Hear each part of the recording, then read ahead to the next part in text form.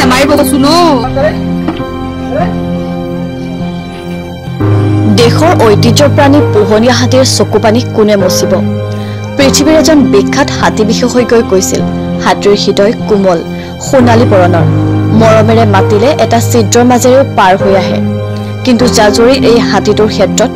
হাতীটোৱে বাগৰি দিছে হয়তো শাৰীৰিক অসুস্থতাত অপাৰগতাত তেনে অৱস্থাত টঙনিয়াই কিয়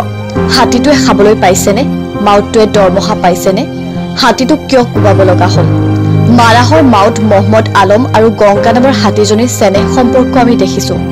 আলম গংগাৰ প্ৰতি কিমান দায়বদ্ধ আছিল বন বিভাগৰ হাতীয়ে যথেষ্ট সুবিধা লাভ কৰে মাউতেও মোটামুটি এটা দৰমহা চুবলৈ পায় কিন্তু ব্যক্তিগত হাতী আৰু মাউতৰ ক্ষেত্ৰত 6 মাহ ধৰি ললো 6 মাহ হাতী সাফাৰীত ব্যৱহাৰ কৰিলে কিন্তু বাকি 6 মাহ ব্যক্তিগত হাতীবোৰ নিবনুৱা হৈ পৰে মালিকৰ বুজা হৈ পৰে বাৰম্বাৰ আমি দুহাৰিছো যে পোহনীয়া হাতীৰ বাবে এক শক্তিশালী ৰাষ্ট্ৰীয় নীতিৰ প্ৰয়োজন গীতা হাতীজনীৰ ক্ষেত্ৰত মালিক আছিল যথেষ্ট অভিজ্ঞ আৰু হাত দীঘল মানুহ অথচ গীতাই শোচনীয়ভাৱে মৃত্যুক আকোৱালি ল'ব লগা হ'ল আজিকালি অভিজ্ঞ মাউত নাইকিয়া হৈ আহিছে এই ৰিক্সা টেম্পু চলোৱা আৰু হাতী চলোৱা একে নহয়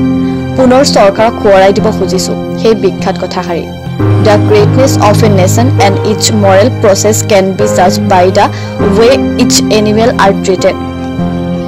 কেৱল ভাৰতবৰ্ষত হাতীক ঐতিহ্য প্ৰাণী হিচাপে স্বীকৃতি দিয়ে দায়িত্ব সামৰিলে হ'বনে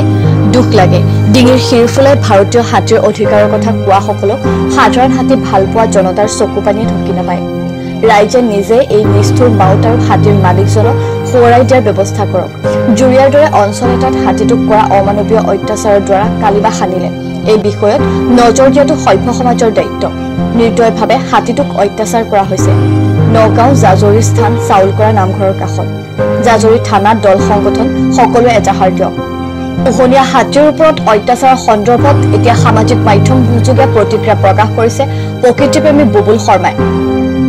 সামাজিক মাধ্যমত ভাইৰেল হৈ পৰিছিল এটা পোহনীয়া হাতীক অত্যাচাৰ কৰাৰ ভিডিঅ' হাতীটো মাউতৰ অত্যাচাৰৰ বলি হোৱা বুলি সামাজিক মাধ্যম যোগে প্ৰকাশ কৰি এতিয়া প্ৰতিক্ৰিয়া প্ৰকাশ কৰিছে প্ৰকৃতিপ্ৰেমী বুবুল শৰ্মাই দল সংগঠনক ব্যৱস্থা ল'বলৈ আহ্বান জনাইছে বুবুল শৰ্মাই